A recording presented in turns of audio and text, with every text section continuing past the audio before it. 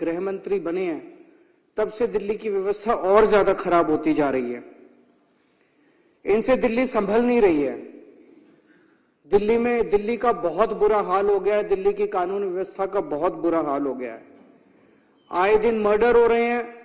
अभी अभी मैं देख रहा था, वकीलों का कोई बयान आया हुआ था, अंदर घुसने से पहले एक सोशल मीडिया पे चल रहा था। वकील कह रहे थे कि सड़क के ऊपर हाथ में मोबाइल फोन ले जाना मुश्किल है। आप मोबाइल फोन लेके सड़क पे निकल जाओ, 10 कदम जाओगे, कोई ना कोई आपका मोबाइल फोन छीन के भाग जाएगा। ये हालत हो गई है दिल्ली के अंदर। एक्सटॉर्शन की, फिरौती की कॉल्स आ रही हैं लोगों को। ओपन गैंग वॉर, खुलेआम शूट आउट चल रहे हैं। जो फिल्मों में देखा करते थे वो आज दिल्ली का हाल हो गया है। खुलेआम शूट आउट चल रहे हैं, फिरौती की कॉल आ रही है, किडनैपिंग्स हो रही हैं दिल्ली के अंदर। महिलाओं के का किडनैप करके बलात्कार कर देते हैं, मर्डर कर देते हैं। मैं ये एक अखबार लेके आया हूं, ये बहुत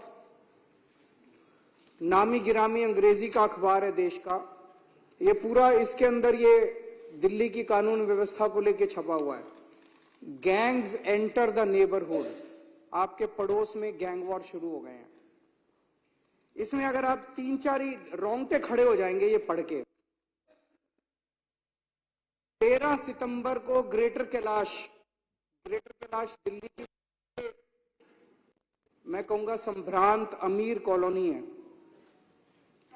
ग्रेटर कैलाश में 13 सितंबर को 10:30 बजे रात को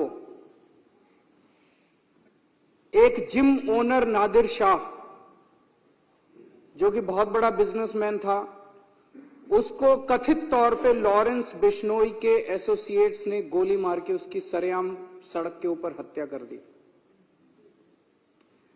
20 सितंबर को ही ग्रेटर कैलाश में एक म्यूजिक कंपोजर था अमन बत्रा, उसको एक लॉरेंस बिश्नोई के ही कथित तौर पे एक एसोसिएट की कॉल आई 5 करोड़ रुपए फिरौती डिमांड करते हुए। सितंबर के महीने में इस सैनिक फॉर्म्स में गोदारा कॉल्स अ बिल्डर इन सैनिक फॉर्म्स, गोदारा गैंग का कोई आदमी सैनिक फॉर्म्स में एक बिल्डर को कॉल करता है और 5 करोड़ रुपए की फिरौती मांगता है और कहता है नहीं तो उसके कॉन्सिक्वेंसेस बहुत खतरनाक होंगे।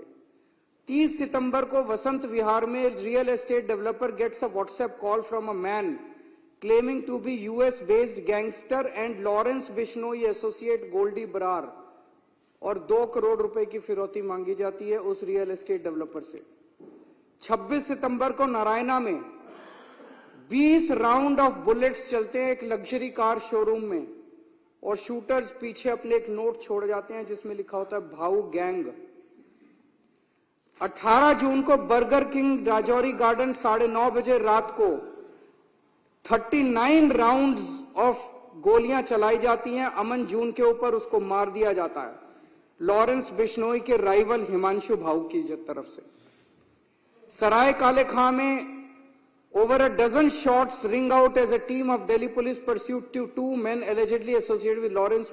ये लॉरेंस बिश्नोई गैंग ने हंगामा मचा रखा है और ये साबरमती जेल में कैद है लॉरेंस बिश्नोई, जो कि गुजरात के अंदर है और जो कि बीजेपी के उसके अंदर आता है। ये समझ नहीं आ रहा कि लॉरेंस बिश्नोई वहां से दिल्ली के अंदर एक्सटॉर्शन रैकेट कैसे चला रहा है।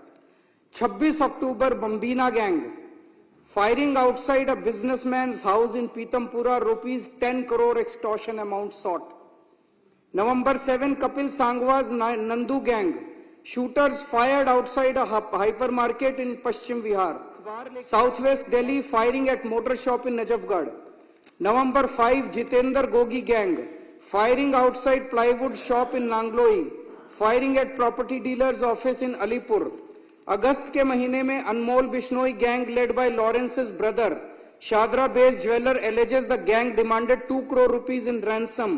Himanshu Bhau gang, Narayana businessman claims that on August 14 he got extortion call from a person claiming to be Bhau। Dwarka property dealer claims he received extortion call from Bhau on August 15। फरवरी के महीने में firing by 2 men outside a jeans trader's house in Yamuna Vihar। December 23, Lawrence Bishnoi gang, 2 shooters fire at house of liquor baron and former MLA Deep Malhotra। चल क्या रहा है दिल्ली के अंदर? अमित शाह कर क्या रहे हैं? कहां है अमित शाह? पूरी दिल्ली को उन्होंने गैंग वॉर के ऊपर गैंग्स को सौंप दिया, जैसे कि पूरी दिल्ली अब गैंग्स चला रहे हैं। इन्होंने दिल्ली का बुरा हाल करके रख दिया, इनसे दिल्ली संभल नहीं रही है। मैं अभी 1 महीना पहले नारायणा में एक दुकान वाले हैं रोशन लाल जी,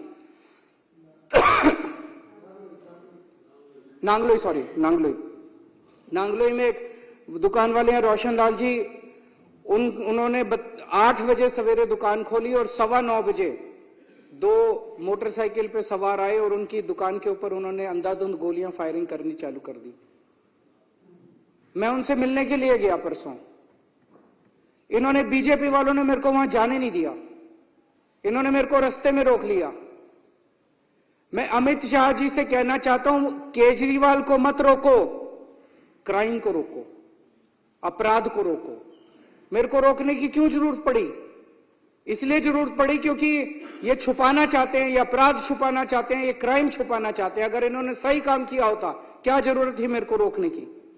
आज इन्होंने पूरी दुनिया के अंदर, आज दिल्ली को गैंगस्टर कैपिटल के नाम से जाना जाता है पूरी दुनिया के अंदर। कौन आएगा दिल्ली के अंदर अगर इस तरह से पूरे दिल्ली के अंदर गैंगस्टर खुलेआम घूमेंगे? और ये उनके घर के कुछ, अमित शाह जी के घर के चंद किलोमीटर के दायरे में हो रहा है, 20 से 30 किलोमीटर के दायरे के अंदर हो रहा है।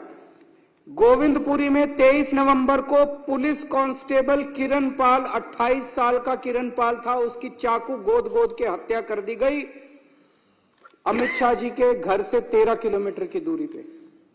31 अक्टूबर को फर्श बाजार में गैंग वॉर हुआ जिसमें 2 लोग मारे गए शूटिंग में, 14.5 किलोमीटर अमित शाह जी के घर से दूरी पे।